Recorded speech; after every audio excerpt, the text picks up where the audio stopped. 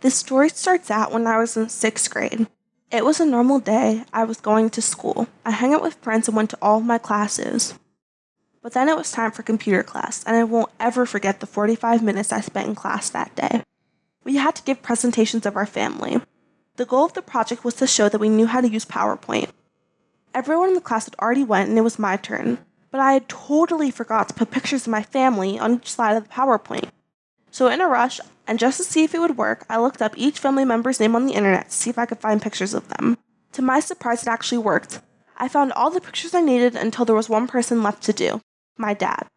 A little backstory on my dad. We were never super close. He cheated on my mom and had a baby with another woman when I was 2 years old. A lot of drama came out of that situation.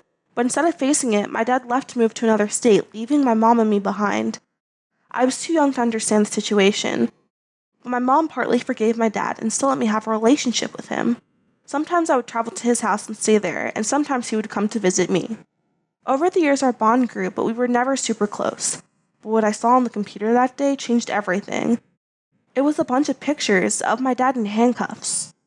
There were articles and even news stories that popped up, followed by him being arrested. I didn't know what to do. I was in shock. But at the same time, my teacher called me up to the smartboard to present. I went up, and still being in shock, forgot to close out of the articles with my dad. The teacher hooked up my computer to the smartboard, and I was ready to give my presentation. But when I turned around, I was shocked to see pictures of my dad in handcuffs plastered on the board for everyone to see.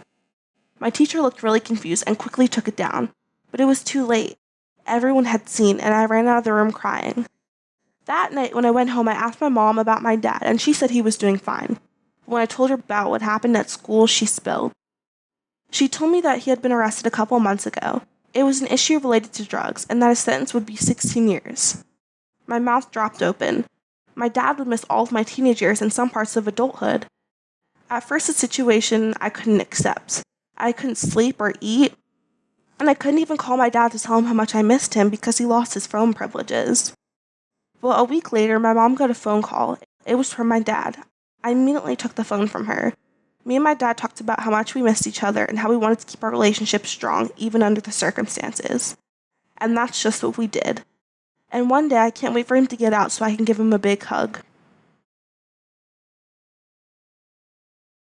Oh my god, and we totally jumped off the cliff and had to swim all the way to shore because the dog chased us all the way to the end. Oh.